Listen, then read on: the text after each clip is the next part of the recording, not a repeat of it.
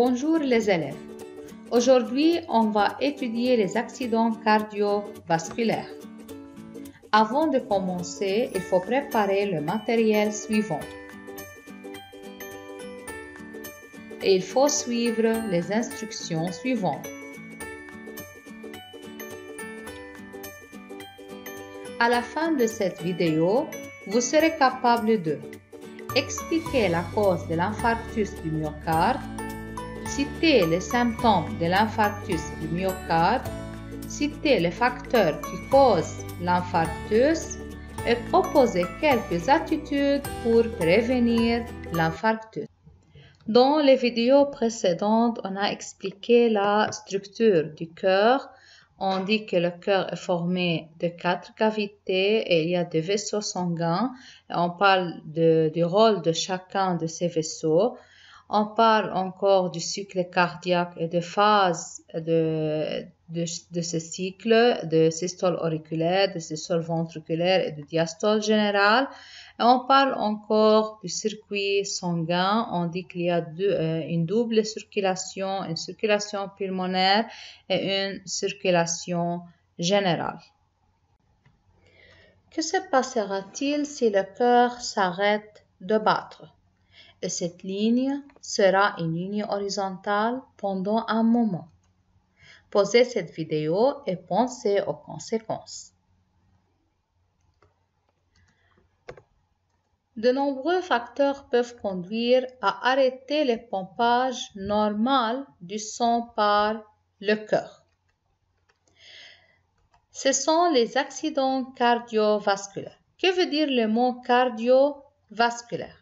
On peut diviser ce mot en deux parties, en mot cardio et en mot vasculaire. Cardio, c'est-à-dire cœur, et vasculaire, c'est-à-dire vaisseau sanguin. Alors, cardiovasculaire, c'est un terme décrivant les conditions qui affectent le cœur et les vaisseaux sanguins.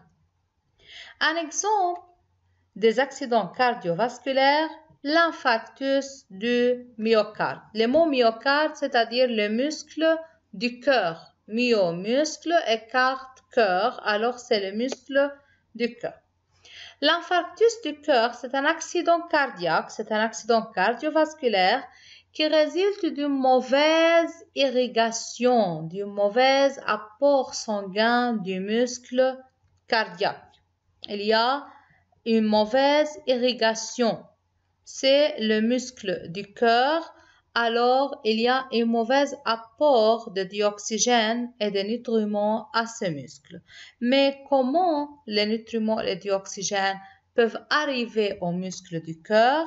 C'est par l'artère coronaire. Ce sont les artères coronaires qui se trouvent dans cette figure. On l'appelle artère coronaire parce qu'elle est comme une couronne. L'artère coronaire, c'est un vaisseau sanguin qui fournit au cœur ses besoins nutritifs, le nutriment et le dioxygène. Mais si on a un problème au niveau de l'artère coronaire, ceci aboutit à l'infarctus du myocarde. Alors, l'infarctus du myocarde ou l'infarctus du cœur, c'est un accident cardiaque qui résulte d'une mauvaise irrigation, d'un mauvais apport sanguin du muscle cardiaque. Et ceci est dû à un problème au niveau de l'artère coronaire, qui est un vaisseau sanguin qui fournit au cœur ses besoins en tant qu'organe. Alors, l'infarctus du myocarde est dû à une mauvaise irrigation du muscle du cœur. Mais quelle est la cause de ce problème? Et qu'est-ce qui empêche le passage du sang à travers l'artère coronaire pour atteindre le cœur?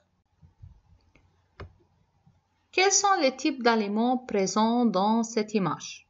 Oui, ce sont des aliments riches en lipides. Ce sont des aliments riches en graisse et en cholestérol. Une grande quantité de ces substances ne peut pas être facilement transportée par le sang. Alors, une consommation d'une grande quantité de ce type d'aliments peut être la cause de la perturbation du passage du sang dans l'artère coronaire. Pour mieux comprendre ce qui se passe, examinez l'artère coronaire de deux personnes. La première personne a une alimentation pauvre en graisse et en cholestérol, alors que la deuxième personne a une alimentation riche en graisse et en cholestérol. Allons-y apprendre comment l'infarctus du myocarde se produit. Premièrement, on a ces deux figures qui montrent l'artère d'un individu ayant une alimentation pauvre en graisse et en cholestérol, c'est-à-dire un individu ayant une alimentation saine. Alors que cette figure ou ces deux figures montrent l'artère d'une personne ayant une alimentation riche en graisse et riche en cholestérol. On trouve ou on remarque qu'il y a un dépôt de matière grasse. Ici, il y a un dépôt jaune, une accumulation jaune. Il y a un dépôt de matière grasse. Ce dépôt est appelé la plaque d'athérome. Alors, cette plaque d'athérome va diminuer le diamètre de l'artère de cette personne. Maintenant, posez la vidéo pour comparer la paroi de l'artère chez ces deux personnes et le diamètre de l'artère chez ces deux personnes. La paroi de l'artère saine est propre, comme vous regardez ici, tandis que l'artère de l'individu avec une alimentation riche en graisse et en cholestérol est couverte par un dépôt jaune, par une plaque appelée plaque d'athérome. Le diamètre de l'ouverture de l'artère saine est plus grand que celui de l'artère avec une alimentation riche en graisse parce que ce diamètre est bloqué ou réduit par la graisse et le cholestérol. Alors, il y a un passage difficile du sang dans cette artère. Quand la quantité de graisse augmente, quand la quantité de cholestérol augmente, la taille du dépôt encore augmente. Et dans ce cas, la plaque ferme l'artère et empêche le passage du sang. Ceci aboutit à la formation d'un caillot sanguin. C'est le caillot sanguin. Le caillot sanguin, c'est une accumulation du sang. C'est une petite masse du sang coagulé qui est formée dans l'artère. Les étapes qui aboutissent à l'infarctus du myocarde. Premièrement, on a un écoulement normal du sang dans l'artère coronaire. Mais après une alimentation riche en graisse et en cholestérol, le dépôt de graisse et de cholestérol commence de s'accumuler sur la paroi de l'artère et ceci aboutit à la diminution du diamètre de l'ouverture de l'artère. Puis, plus que l'alimentation devient de plus en plus riche en graisse et en cholestérol, la taille du diamètre, la taille de la plaque augmente et le diamètre devient de plus en plus petit. Cette plaque qui est formée de graisse et de cholestérol est appelée la plaque d'athérome. Donc, comment se forme l'infarctus du myocarde? Comme on a dit, premièrement, il y a un dépôt de graisse et de cholestérol qui peuvent s'accumuler sur la paroi interne de l'artère coronaire et diminuer le diamètre de son ouverture. Puis, ce dépôt devient de plus en plus grand et ce dépôt est appelé la plaque d'athérome. Au niveau de cette plaque d'athérome, le sang coule lentement. Ceci aboutit à la formation d'un caillot appelé caillot sanguin. C'est une masse coagulée appelée caillot sanguin. Cette masse coagulée ou ce caillot sanguin qui est formé au niveau des dépôts de graisse et de cholestérol réduit ou arrête le flux du sang. Dans ce cas, la zone qui est alimentée par cette artère coronaire et qui est bloquée devient une zone privée. C'est-à-dire que le dioxygène et le nutriments n'arrivent pas au niveau de cette zone et ceci aboutit à l'infarctus du myocarde. Comment détecter la présence de l'infarctus du myocarde? On peut détecter la présence de l'infarctus du myocarde par une technique appelée angiographie. L'angiographie, c'est une technique de visualisation des vaisseaux sanguins.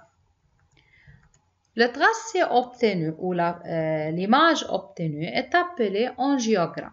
C'est un angiogramme d'une personne saine et c'est un angiogramme d'une personne ayant un rétrécissement de l'artère. Rétrécissement de l'artère ou une artère rétrécie, c'est une artère non large, c'est une artère où son diamètre est réduit, comme montre cette figure. Ici, on a un rétrécissement. Donc, comparer ces deux figures, c'est l'angiogramme d'une personne saine où il n'y a pas un rétrécissement, c'est l'artère coronaire est bien claire, mais dans ce cas, il y a un rétrécissement de l'artère coronaire. Maintenant, comme résumé, on va expliquer les étapes aboutissant à l'infarctus du myocarde à partir de ce schéma d'interprétation d'un angiogramme présentant une artère rétrécie. Donc, c'est l'artère rétrécie. Observez, regardez ici, on a un territoire ou une zone qui est non irriguée. Maintenant, je l'explique. Premièrement, le myocarde ou les muscles du cœur est alimenté par les artères qui sont appelées artères coronaires. L'artère coronaire fournit au myocarde les nutriments et le dioxygène qui sont nécessaires. Mais à cause de l'accumulation de graisse et du cholestérol dans l'artère coronaire, il y a formation d'une plaque qui est appelée la plaque d'athérome. Cette plaque d'athérome rétrécit l'artère. Comme vous regardez ici, il y a un rétrécissement de l'artère. Cette plaque d'athérome rétrécit l'artère coronaire et aboutit à la formation d'une masse coagulée appelée le caillot sanguin. Ce caillot sanguin empêche le passage du sang qui transporte les nutriments et le dioxygène au myocarde. La zone ici, le territoire ou la zone qui est irriguée par l'artère coronaire devient privée de ses besoins, devient privée de dioxygène, devient privée de nutriments, alors il cesse de se contracter et finit par mourir. Ces causes, toutes ces étapes aboutissent à la formation de l'infarctus du myocarde. Application. La figure adjacente représente une coupe transversale d'une artère après un accident cardiaque qui résulte d'une mauvaise irrigation du muscle cardiaque. Donnez le nom de l'accident cardiaque qui est mentionné dans le texte ci-haut. L'accident cardiaque qui résulte d'une mauvaise irrigation du muscle cardiaque, c'est l'infarctus du myocarde. Partie B.